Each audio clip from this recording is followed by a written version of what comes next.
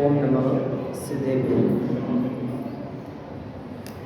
नमो अरहन्ताणं नमो सिद्धाणं नमो आयर्याणं नमो अजायाणं नमो लोहे सहस्राणं। मंगलम भगवान वीरो मंगलम गौतमो मुनि मंगलम कुंदकुंदार्यो जैन धर्मोस्तु मंगलम। सर्वमंगल मांगल्यम सर्वकल्याणकारकं प्रधानं सर्वधर्माणां जैनं जयतु शासनं जैनं जयतु शासनं जैनं जयतु शासनं। उत्तम क्षान्तिकाद्यन्त ब्रह्मचर्य सुलक्षण स्थापया दशधा धर्म उत्तमं जिन भाषितम्। अब छोड़नाति भूल विषय सुख तूल जगत दुख मूल कर्म भ्रम भारी दस लक्षण धर्म विचार जीव संसारी। हम नई चर्चा प्रारंभ करें उसके पहले एक छोटा सा सुधार मुझे 2-3 दिन से अनुभव में आ रहा है कि बोलना चाहिए, तो आपको बता रहा हूँ। हम जब मंगलाचरण पढ़ते हैं तो एक छंद हम पढ़ते हैं और बहुत जगहों में पढ़ते हैं, मंगलम भगवान वीरो मंगलम गौतमो गणी। उसमें एक बेसिक मिस्टेक है छोटी सी, प्रधानम सर्वधर्माणाम। प्रधानम और हम बोलते हैं प्रधानाम, नाम नहीं है, नम। सर्वधर्माणाम प्रधानम ऐसा अर्थ है, सभी धर्मों में प्रधान ऐसा। तो प्रधान तो एक ही हो सकता है, सब थोड़ी हो जाएंगे। तो प्रधानाम धर्माणाम नहीं है, प्रधानम सर्वधर्माणाम, सब धर्मों में तो एक है, इसलिए प्रधानम ऐसा उच्चारण होना चाहिए। मुझे 2-3 बार ऐसा फील आया कि आप लोगों के शायद बोलने में प्रधान नाम मुझे सुनाई देता है। अगर आप प्रधानम बोल रहे हैं तो बहुत ही उत्तम है, और अगर प्रधान नाम बोल रहे हैं तो सुधार करने की आवश्यकता है, प्रधानम बोलना चाहिए। आगे समझ में? तो ये मैंने आपको संस्कृत के नियम से बता दिया कि क्यों प्रधानम होना चाहिए। ठीक है, चलते हैं। क्रमशः हमारी चर्चा बढ़ते बढ़ते आज 8वें दिन पे आ गई है। 2 ही दिन बचे हैं अब तो। कई लोगों के मन में अब आ रहा है अब 2 ही बचे हैं, 2 दिन बाद तो फिर से वही गाड़ी चालू, वही सब कुछ सिस्टम में। उत्तम त्याग धर्म की चर्चा हमें करनी है। किसे कहते हैं त्याग? मैं बहुत बार ये बात कह चुका हूँ, आज फिर कहता हूँ। त्याग धर्म की व्याख्या में भी बहुत भूल है, बहुत भूल है। क्योंकि हमने त्याग का अर्थ किया है दान, जबकि त्याग और दान दोनों अलग अलग चीजें हैं, अलग अलग। हम शब्दों के जादूगर हैं, निरंतर उसी में खेल कूद करते रहते हैं। तो शब्दों से पकड़ेंगे आप तो भी आपको समझ में आ जाएगा। दान दिया जाता है, दिया जाता है। देने का मतलब कोई ना कोई देने वाला होगा, तो ही तो दान दोगे, वरना क्या करोगे? भाई आपने आज तक कभी भी नगर निगम को कचरा दान किया है? वो कचरे वाली गाड़ी आपके घर के बाहर आती है तो उसमें ले जाके आप कचरा दान कर देते हो, क्या करते हो? हाँ, फेंक देते हो। तो हम ये तो नहीं कहते कि हमने दिया दिया, ऐसा तो नहीं कहते, हमने फेंक दिया ऐसा कहते हैं। लेकिन त्याग किया जाता है। अब किया और दिया में अंतर है।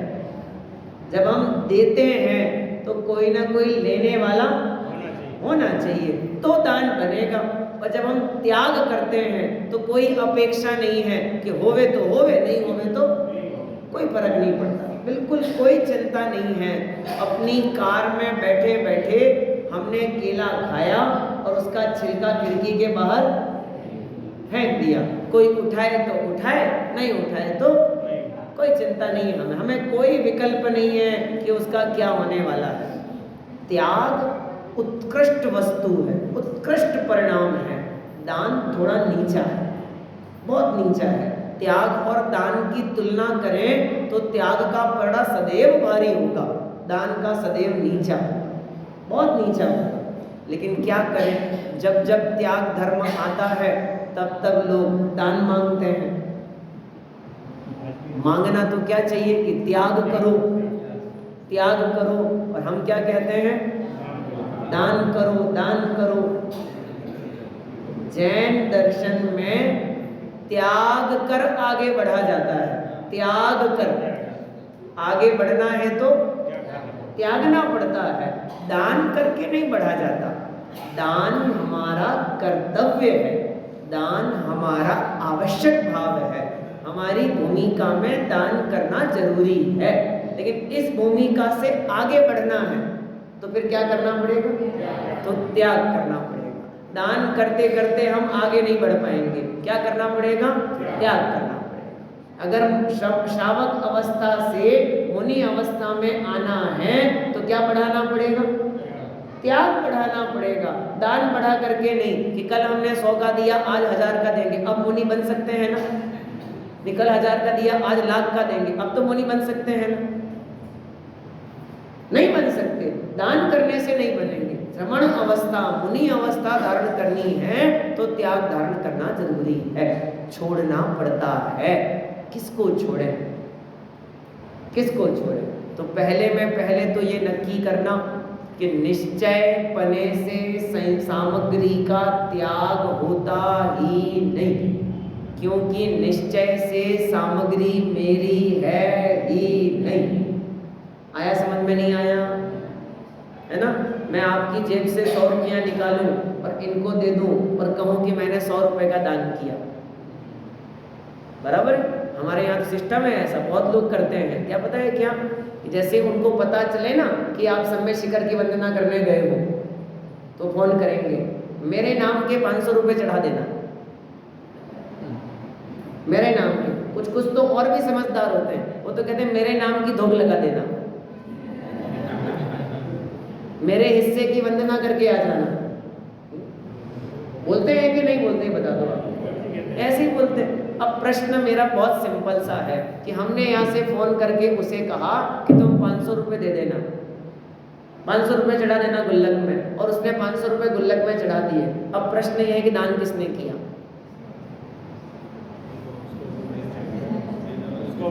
हाँ? मैं तो ये पूछ रहा हूँ किसने किया, उसने किया कि हमने किया?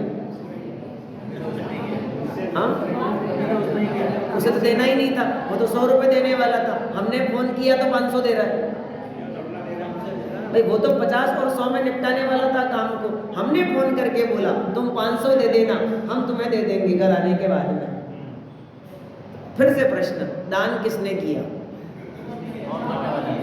देखने में तो जो चढ़ा रहा है उसने किया, देखने में, लेकिन भावों में जिसने भावना पाई है उसने किया।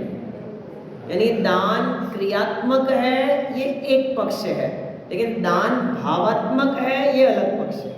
हमें दान का क्रियात्मक पक्ष दिखता है, भावात्मक पक्ष नहीं दिखता। अभी एक घटना घटी उदयपुर में, जगह का नाम नहीं बताता।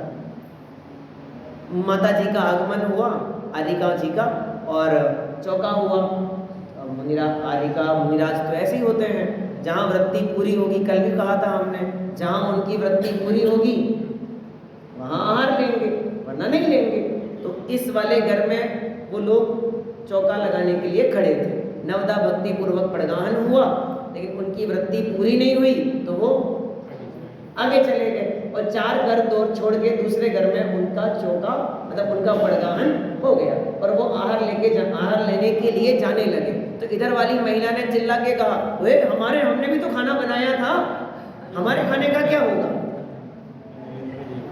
ऐसे ऐसे चिल्ला के उसने कहा। सच्ची बता रहा हूँ, तो मैंने क्या हुआ, हाँ मैंने भी सुनी है, नहीं मैं तो बता रहा हूँ कि आप कल्पना करो कि वो व्यक्ति अगर हमारे घर में मुनिराज नहीं आ पाए, नहीं आ पाए तो क्या करना चाहिए?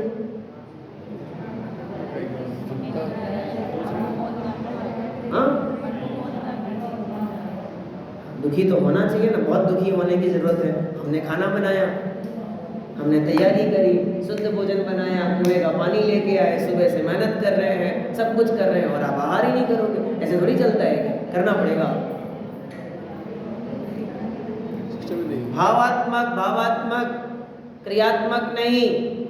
उनके घर में हुआ तो इधर का साधर्मी भावना भाता है, अरे कोई बात नहीं, उनके घर में हुआ तो क्या हुआ, आहार निर्विघ्न संपन्न हो जाए, ये भावना गजब हो गया। रत्नकर्ण शावकाचार्य सदाशिवदास जी ने लिखा, दातार के 7 गुण होते हैं। दातार के, लेने वाले के नहीं, देने वाले के 7 गुण। और उसमें गुण लिखा कि वह प्रसन्न होता है जब उस पात्र को विधिवत आहार मिल जाता है। आहार मिला आदिनाथ को, प्रसन्न हो रही है पूरी अयोध्या नगरी, पूरी हस्तिनापुर नगरी, कि उनके घर में हुआ है,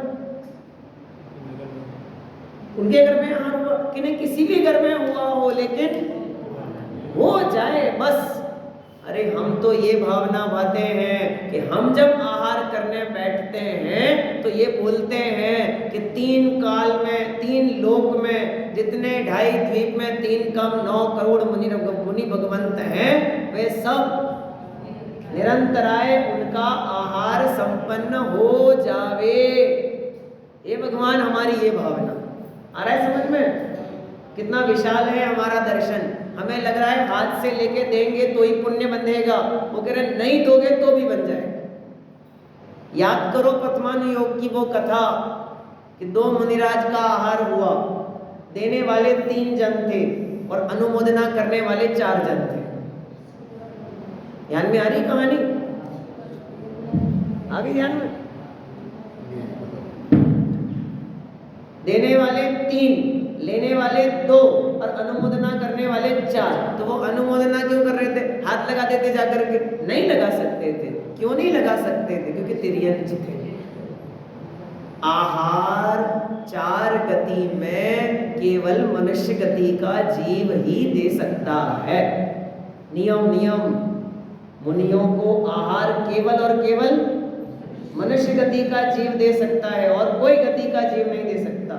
और किसी गति के जीव के हाथ का बना आहार लेवे तो मुनि को दोष लगे, दोष लगता है, ये लिखा है शास्त्रों में, तो देते ही नहीं। इसलिए 4 कल्याणकों में से गर्भ कल्याणक के 6 महीना पहले सौधर्म में इंद्र आके व्यवस्था कर रहा है, जन्म कल्याणक में आ रहा है, दीक्षा कल्याणक में पालकी लेके आ रहा है, और अब कब आएगा? सीधे केवल ज्ञान। दीक्षा कल्याणक मतलब भगवान को वन में पहुंचा दिया, उन्होंने अपने केश लुंचन किए, वो केश डिब्बी में भरे और वो लेके चला गया, अब खत्म काम। अब सौधर्म में इंद्र नहीं आएगा। क्यों नहीं आया? जब पारसनाथ के ऊपर उपसर्ग हुआ तब क्यों नहीं आया? नहीं आ सकता। अब किसको निपटना है सब कुछ?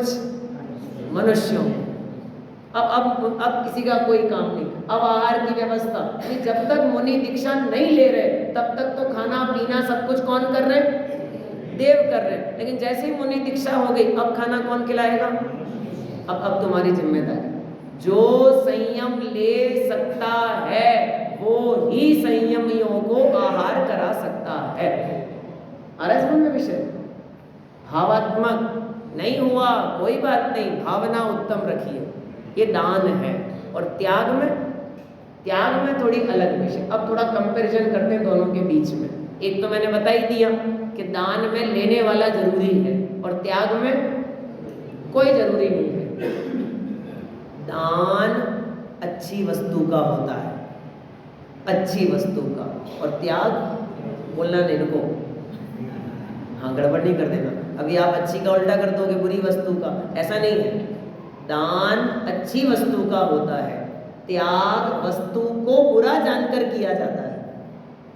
फर्क समझना।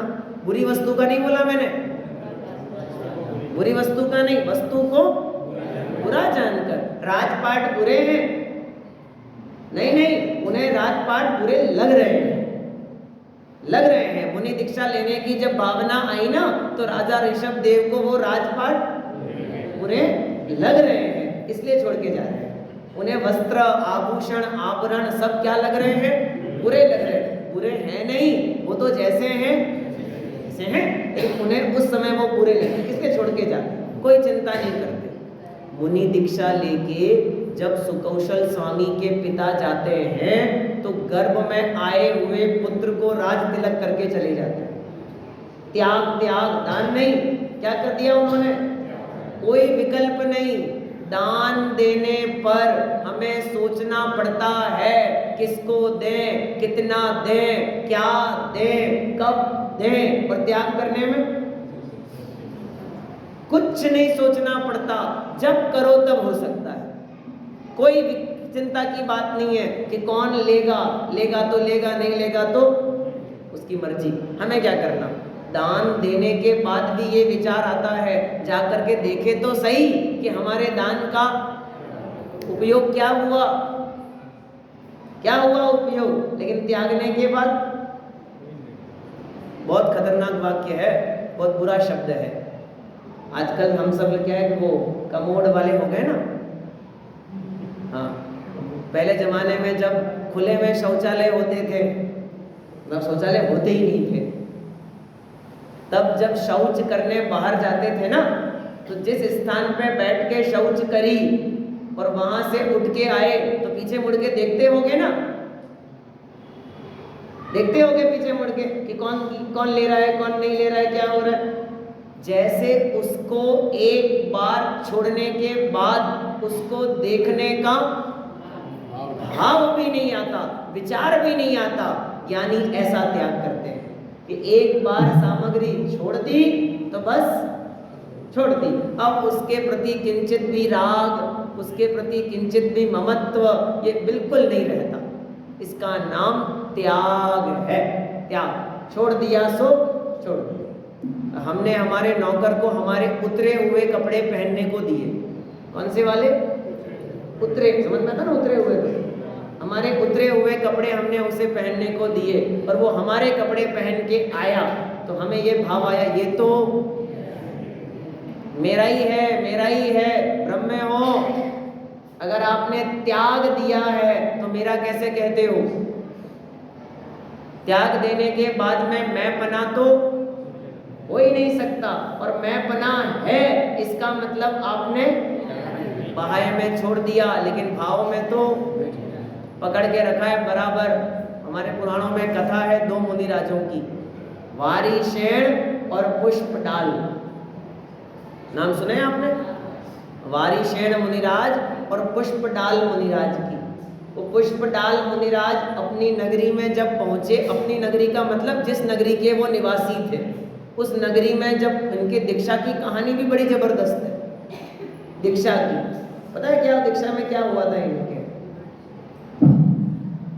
दोनों मित्र थे, दोनों बहुत अच्छे मित्र थे, और उसमें से वारिशेण ने मुनि दीक्षा ली थी। दीक्षा हो गई, वारिशेण मुनि बन गए। अब वारिशेण मुनि बने तो उनका आहार हुआ पुष्पडाल के घर पे, बराबर। तो पुष्पडाल के घर पे आहार हुआ, आहार व निर्विघ्न संपन्न हुआ। और एक व्यवस्था है कि मुनिराज जहाँ ठहरे हैं स्थान, वहां तक अपने निवास से श्रावक उन्हें छोड़ने के लिए जाता है, ये व्यवस्था है ऐसी। तो वो पुष्पडाल वारिशेण मुनिराज के पीछे पीछे चले कि भाई इनको छोड़ के आता हूँ। चलते रहे तो उन्हें लगा थोड़ी दूर जाकर के मुनिराज बोल देंगे जाओ, उन्होंने बोला ही नहीं। और चलते गए, उन्होंने बोला ही नहीं। और चलते गए, उन्होंने बोला ही नहीं। वन में पहुंच गए, बोला ही नहीं। संघ में पहुंच गए, बोला ही नहीं। और जाकर के बोले तो बोले कि मुनि दीक्षा ले लो।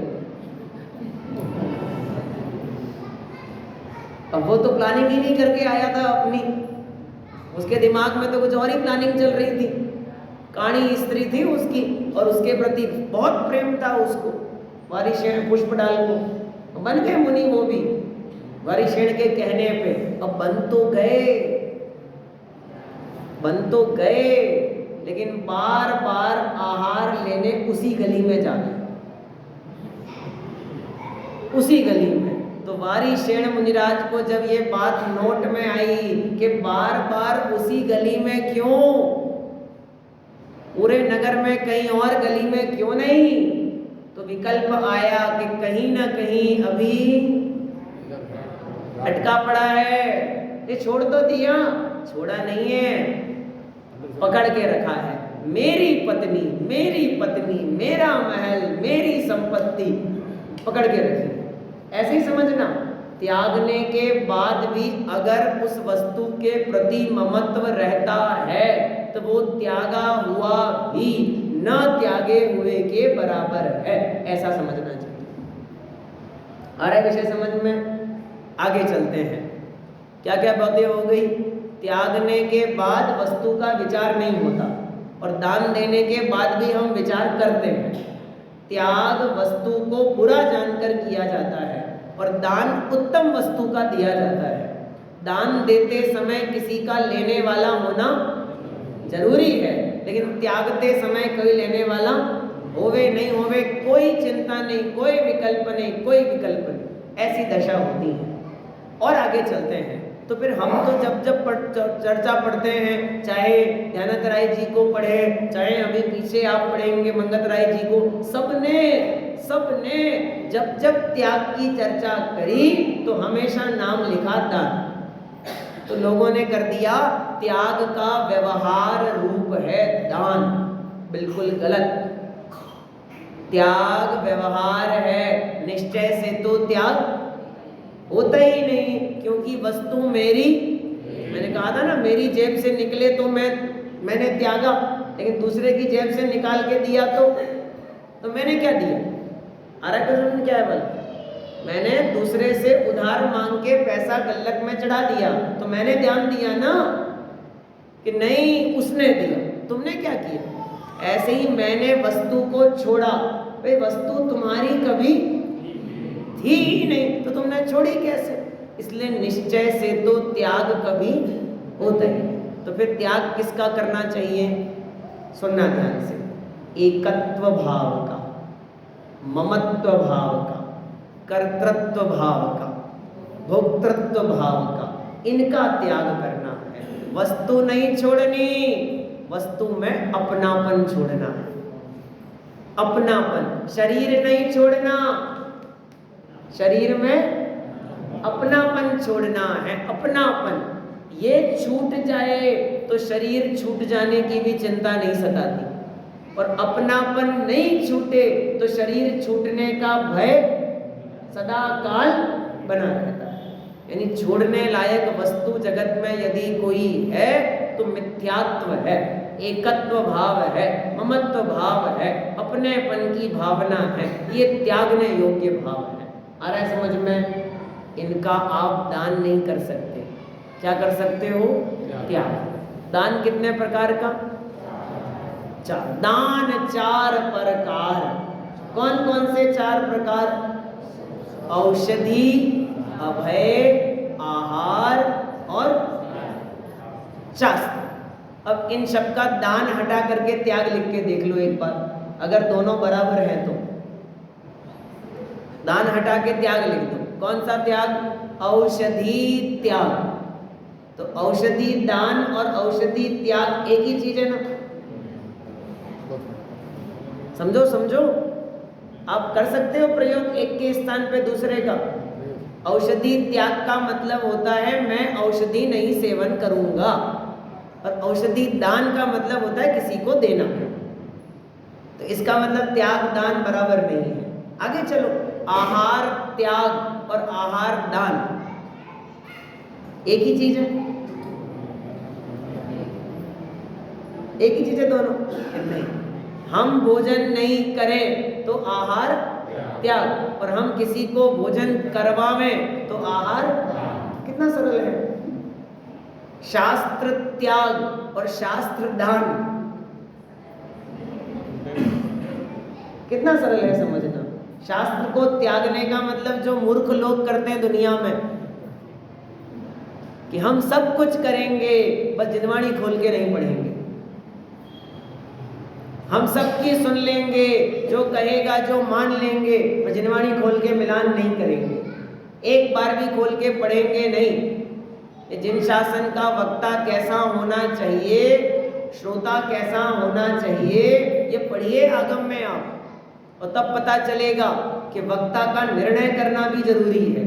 मैं यहाँ से अनाप शनाप कुछ भी कह दूं, किसी के नाम पे आचार्य कुंद कुंद देव ने ऐसा कहा, इसने ऐसा कहा, व्हाट्सएप पे आते ना ऐसे मैसेज, वो आइसक्रीम खाने के बाद जो आप डंडी को चाटते हो उसे गीता में लोभ कहा गया है।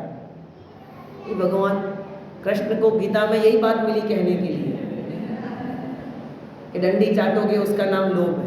पर लोग लिखते हैं ऐसे मैसेज, अनाप शनाप कुछ भी कह दो बिना हाथ पैर के, और फॉरवर्डेड मैसेज की स्थिति ऐसी होती है, प्रामाणिकता होती ही नहीं। आपके ग्रुपों में भी आते होंगे, वही मैसेज जो 3 साल पहले आया था वो घूम फिर के, अब बच्चा कहीं मिला कहीं घूमा, मैसेज आ जा रहा है, आ जाता है, क्योंकि ऐसे मैसेज में दिनांक नहीं होती, टाइम भी नहीं होता। ऐसे लिखा आएगा, आज यह बच्चा इस स्टेशन पर मिला। आज माने कब? आप देखना कभी भी ऐसे मैसेज के हाथ पैर नहीं होते, कोई हाथ पैर नहीं होते, अनाप शनाप कुछ भी लिख देते हैं। और हम भी ऐसे समझदार हैं कि बिना प्रामाणिकता की जांच किए फॉरवर्ड किए जाते हैं। प्रामाणिकता जांचो, वक्ता प्रामाणिक नहीं होता, आगम प्रामाणिक होता है। वक्ता गलती कर सकता है, आगम नहीं कर सकता। इसलिए हम में त्रुटियां हो सकती है, आगम में नहीं हो सकती, जिनवाणी में नहीं हो सकती। इसलिए हमारे कहने से मत मानो, आगम पढ़ के मानो, जिनवाणी पढ़ के मानो, तो सफल कहलाना। तो शास्त्र का त्याग मतलब जिनवाणी पढ़ना ही नहीं, सुनना ही नहीं। और शास्त्र दान का मतलब बोलो कितना सरल है। किसी साधर्मी को 10 उपवास करने के फल स्वरूप हमने भेंट दी, गिफ्ट, कि क्या देंगे गिफ्ट में? कि हमने शास्त्र दिया कि आप इसका स्वाध्याय करना, ये अच्छा है आपके लिए उपयोगी, शास्त्र दान। कौंडेश की पर्याय में कुंद स्वामी के जीव ने क्या किया था? शास्त्र त्याग कह सकते हो त्याग। इसका मतलब त्याग और दान समानार्थी नहीं है, बिल्कुल नहीं है समानार्थी। अगर होते तो एक के स्थान पे दूसरे का प्रयोग। अच्छा, राग का त्याग करना है कि दान? हाँ, मिथ्यात्व का दान करना है कि त्याग? अच्छा, संसार का दान करना है कि त्याग? फिर से अब थोड़ा कठिन बोल रहा हूं। पत्नी का दान करना है कि त्याग?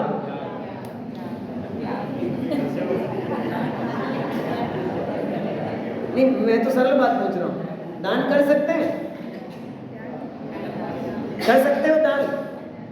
जगत में हर वस्तु जिसका हम दान कर सकते हैं उसका त्याग भी कर सकते हैं, ऐसा नहीं है। और जिसका त्याग कर सकते हैं उसका दान भी कर सकते हैं, ऐसा नहीं है।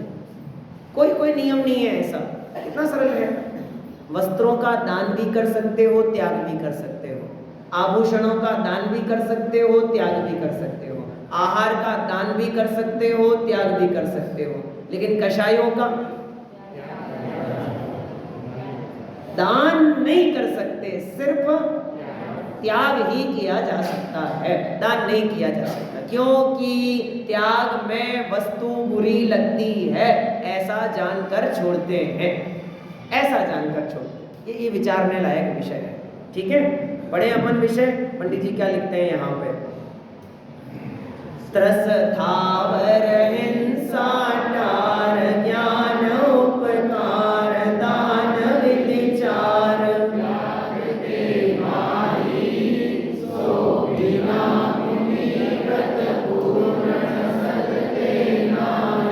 औषध श्रुत अभय विचार प्रकार दुपात्र विचार होय निस्तारा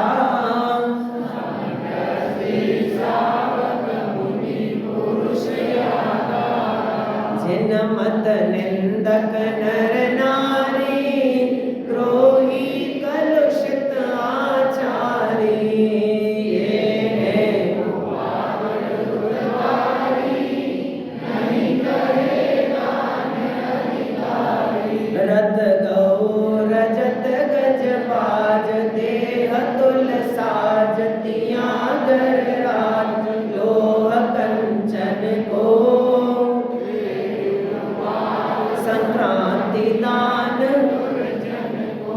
बिन परख दया का दान, दुखी पहचान सबे समझान, देत आघारी।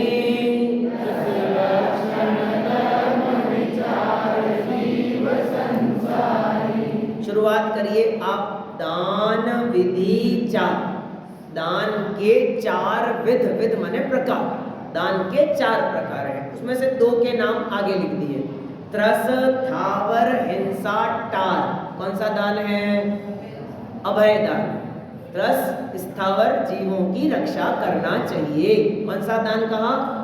अभय दान। बराबर, आगे चलिए। ज्ञान उपकार। कौन सा दान? ज्ञान दान। शास्त्र दान कहो, ज्ञान दान कहो, एक ही बात है। त्याग के माही जो बिना मुनि व्रत पूर्ण सदते नाही। 2 ही क्यों लिखे? 4 की व्याख्या क्यों नहीं करी? क्योंकि मुनिराज 2 ही दान करते हैं, 4 नहीं करते। ध्यान देना, ध्यान देना, क्या कहा? मुनिराज 2 ही करते हैं, 4 नहीं करते। 4 तो करना चाहिए, कर ही नहीं सकते।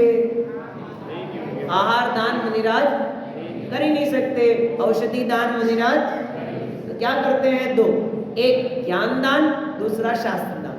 ये ज्ञान दान और अभय दान। जगत के जीवों को रक्षा करने का भाव आता है, ये अभय दान, और जगत के जीवों को कल्याण का मार्ग बताते हैं, ये 2 काम मुनिराज करते हैं, इसलिए 2 की चर्चा करी और लिखा सो बिना मुनि व्रत पूर्ण सदते नाही। ये दोनों दान की पूर्णता तो किसके होती है? मुनियों के।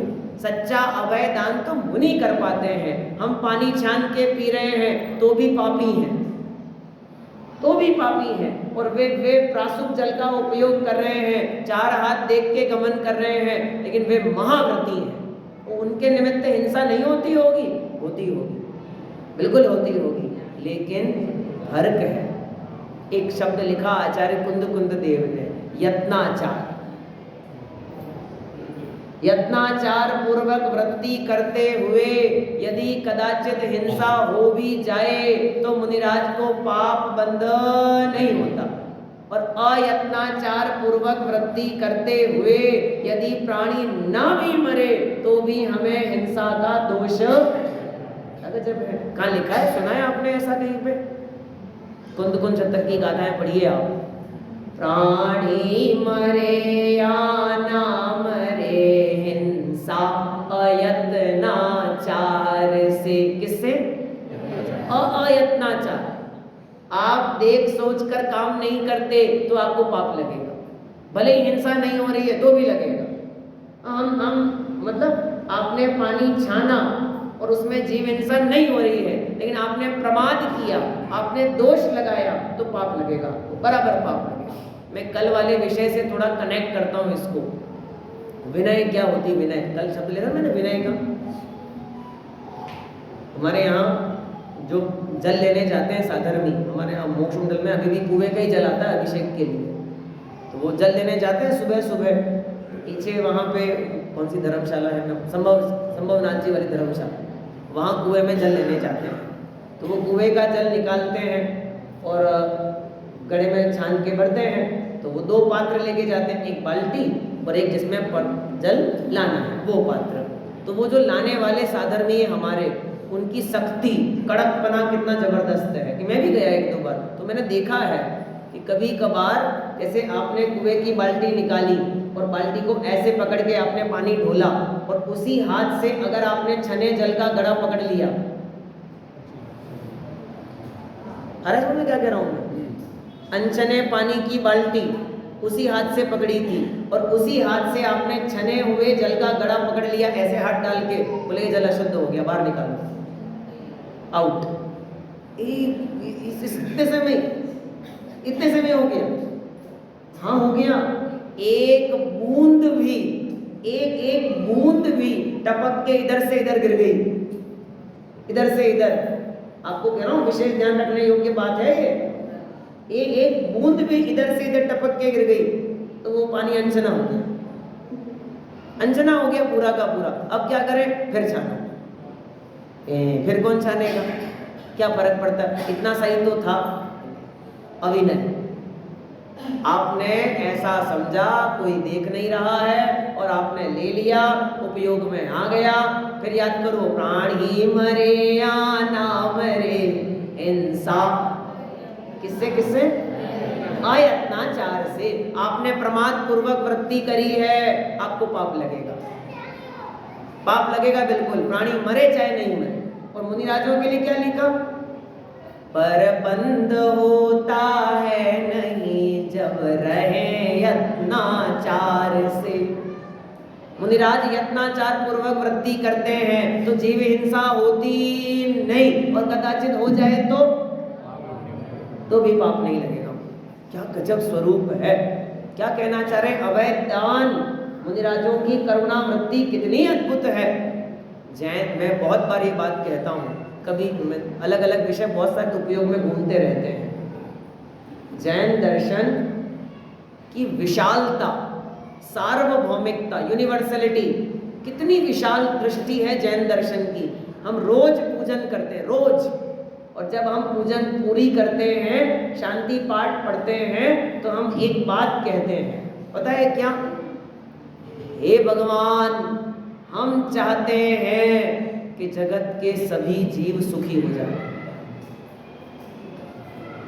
बोलते वैसा कि नहीं बोलते? कोई पंक्ति याद है आपको ऐसी जो आप ऐसी बोलते हो? हाँ हाँ, सही कह रहे हैं आप। होवे सारी प्रजा को सुख, सुख सुख, सारी प्रजा को क्या होवे? सारी प्रजा को का मतलब सारे जैनों को।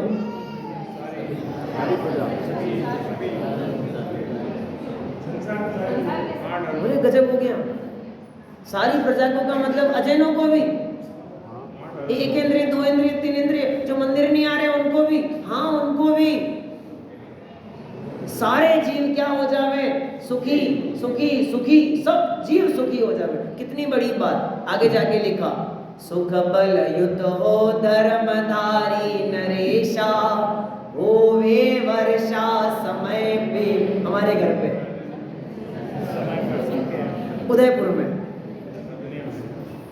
उदयपुर में बारिश बराबर होती रहे, यही कहना चाह रहे ना आप? सारे देश में, सारे लोक में कोई जीव दुखी ना रहे, सब क्या हो जावे? कितनी उत्कृष्ट भावना, कितनी उत्कृष्ट भावना। जहां कुछ धर्म तो ये सिखाते हैं कि अपने धर्म वालों को खिलाओ पिलाओ, बाकी धर्म वालों को मारो काटो, और वहां जैन दर्शन कह रहा है कि जगत के हर जीव का कल्याण सोचो।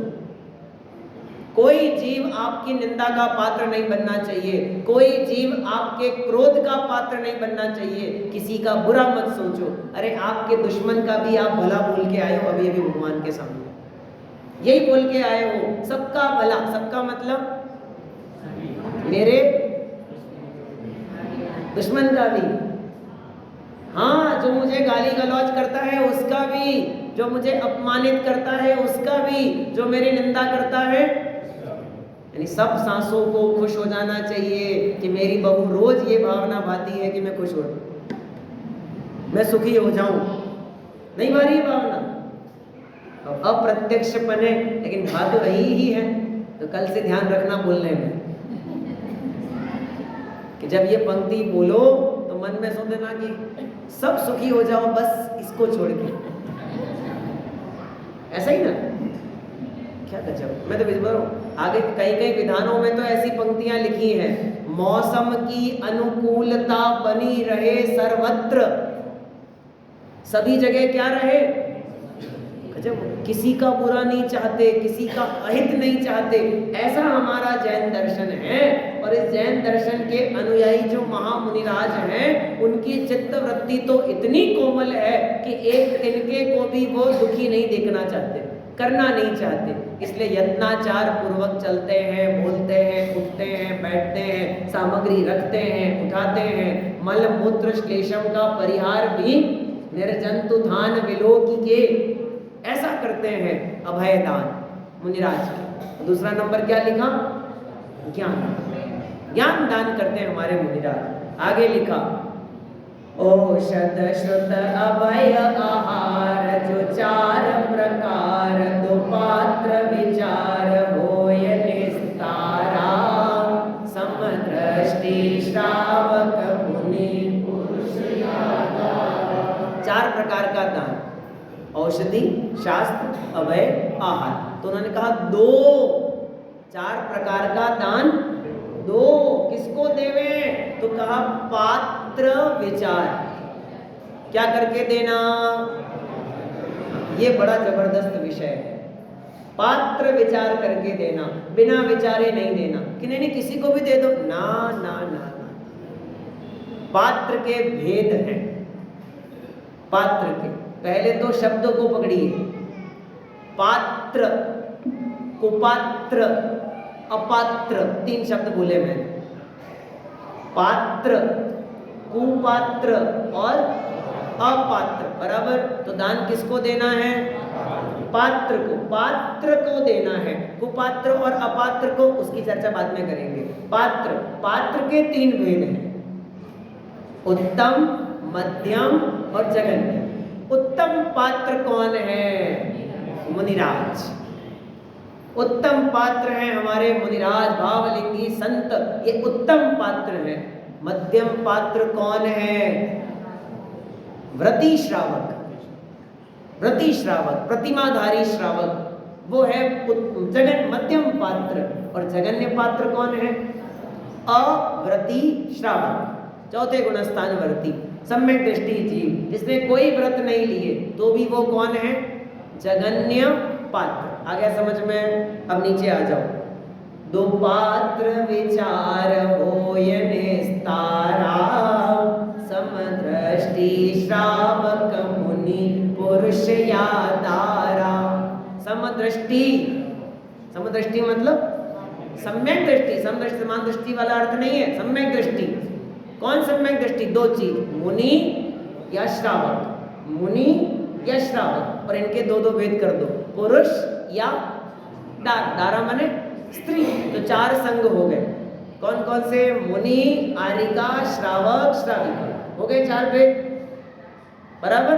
दान चार प्रकार चार संग को ये चार संग आ गए समदृष्टि श्रावक मुनि पुरुष या दार एक एक के दो दो भेद करते गए तो चार संग बन गए। आ गया समझ में बराबर। फिर से पूछता हूँ उत्तम पात्र कौन मुनिराज मध्यम पात्र कौन व्रती श्रावक बराबर। ऐलक शुल्लक व्रती श्रावक ये सब मध्यम पात्र। और जगन्य पात्र कौन अव्रती श्रावक। तो हम सब कौन है शब्द भूल गए। सम्यक दृष्टि भी तो लिखा है साथ में। तो जो सम्यक दृष्टि हो आप में से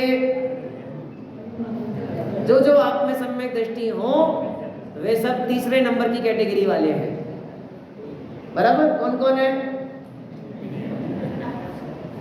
नहीं है कोई।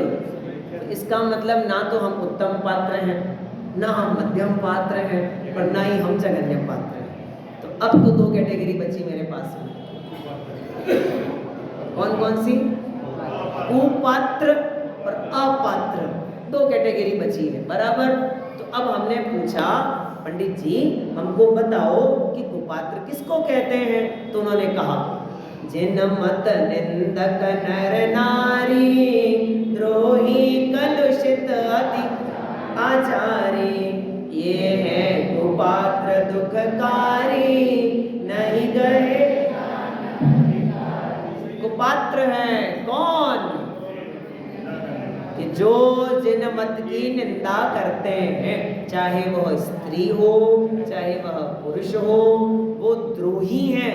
द्रोही का मतलब क्रोधी अन्यायी अनीति पर चलने वाले व्यसनी। आगे शब्द दिया कलुषित आचारी जिनके आचरण में क्या लगा है दोष है खोटे आचरण करते हैं ऐसे जीवों को क्या जानना कुपात्र जानना। कुपात्र बढ़िया बता दिया। तो इनको दान नहीं देना बोले नहीं कहे दान अधिकारी इन्हें दान नहीं देना चाहिए। देना चाहिए, और दे देवे तो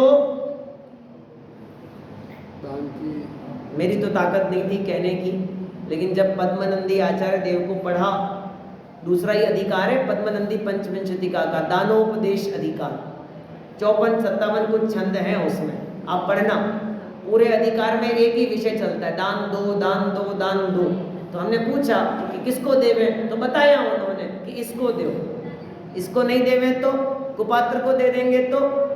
तो आचार्य पद्मनंदी देव ने लिखा, कुपात्र दान के फल में कुभोग भूमि में जन्म होता है। स्पष्ट लिखा है, बिल्कुल कह रहा हूं मैं आपको। क्या लिख रहा हूं? कुपात्र दान के फल में कहां? कुभोग भूमि में जन्म होता है। सुपात्र को दान दो। कितना बढ़िया बैलेंस बनाया पद्मनंदी आचार्य देव ने, सुना ध्यान से। भावलिंगी मुनिराज उत्तम पात्र और देने वाला सम्यक दृष्टि श्रावक, तो सम्यक दृष्टि श्रावक को उत्तम भोग भूमि मिलेगी, उत्तम भोग भूमि मिलेगी। गजब हो गया। अब आगे पलटो, इधर से मध्यम पात्र, कौन? व्रती श्रावक, देने वाला सम्यक दृष्टि, तो क्या मिलेगा? मैंने गलत कर दिया, पहले मुनिराज को दान करे तो स्वर्ग की प्राप्ति, और नीचे आए तो नीचे वाले स्वर्ग की प्राप्ति, और जगन्य पात्र को सम्यक दृष्टि दान देवे तो और नीचे वाले, लेकिन मिलेगा क्या? और अगर मिथ्या दृष्टि मुनिराज को दान देवे तो आचार्य देवों ने कहा, मिथ्या दृष्टि जीव यदि उत्तम पात्र को दान दे तो उत्तम भोग भूमि का बंद करे, मध्यम पात्र को दान देवे तो मध्यम भोग भूमि का बंद करे, और जगन्य पात्र को दान देवे तो जगन्य भोग भूमि, और कुपात्र को दान देवे तो कुभोग। गजब। और ये कुभोग भूमि क्या होती है, कैसी होती है, इसकी चर्चा भी कभी और करेंगे। अभी तो घड़ी बहुत तेज चल रही है, आगे आगे आ गया समझ में? आ जाओ बता दो। तो क्या छोड़े? तो पंडित जी ने कुछ नाम लिखे हैं, आप जो छोड़ सकते हो उनको यहाँ पे नोट करवा सकते हो। रथ गऊ रजत गज बाज देह तुल साज तियागर राज लोह कंचन को। बस क्या क्या छोड़ना है, नाम गिनाए उन्होंने कुछ। क्या क्या गिना? देखो सुनो ध्यान से। रथ छोड़ सकते हो, रथ है ही नहीं हमारे पास में, अब रथ का नया रूप है। हाँ, पहले घोड़ा गाड़ी होती थी, अब हमारे पास कार है, तो वो रथ ही तो है हमारा। ये बेस और ट्रबल को बिल्कुल आप 2 पॉइंट पे ले जाकर रख दो बस, दोनों को। और बाकी इसकी वॉल्यूम को 4 पे टिका दो, बस कुछ नहीं करना इससे ज़्यादा आपको। हाँ जी, क्या कहा मैंने?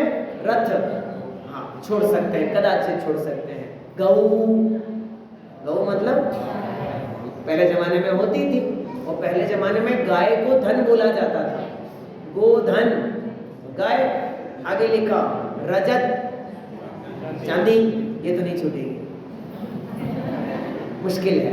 आगे लिखा गज, गज मने बाज मने सेना। आगे लिखा देह, क्या है? हाँ? और देह को सजाने वाले आभूषण।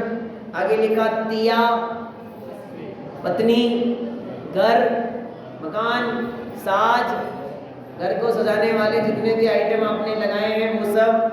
लोह, लोहा, और कंचन मने। अब आप नोट करवा दो आप क्या क्या छोड़ सकते हैं।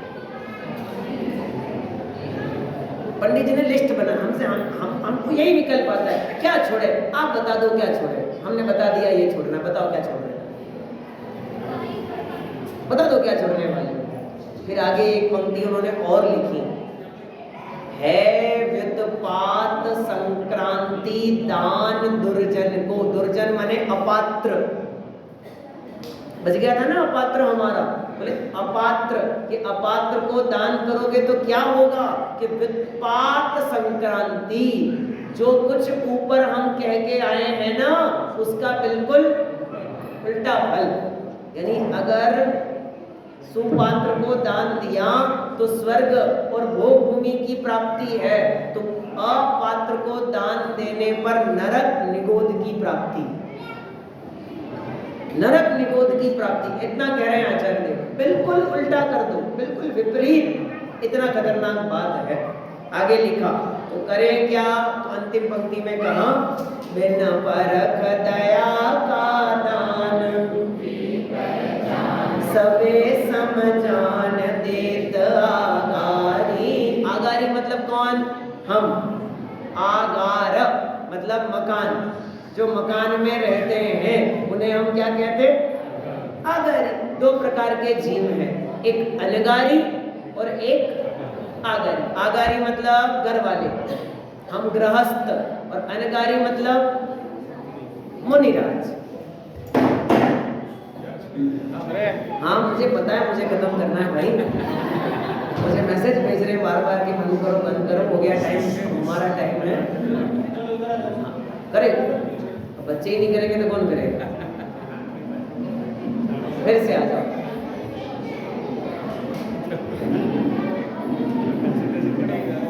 हमें क्या दान करना चाहिए, तो पंडित जी ने एक इतना बढ़िया शब्द लिखा, बिन परख दया का दान। आप तो क्या करो, दया का दान करो, कि किसके ऊपर, कि बिना परखे, सबके ऊपर, कोई भी जीव हो, कैसा भी हो, आप तो क्या करो, दया करो। ये जीवंतर स्वामी को मरते हुए बैल को नमोकार मंत्र सुनाने का भाव आ गया। क्या पढ़ी थी, रास्ते में पढ़ा हुआ था मरता हुआ, बिन परख दया का दान।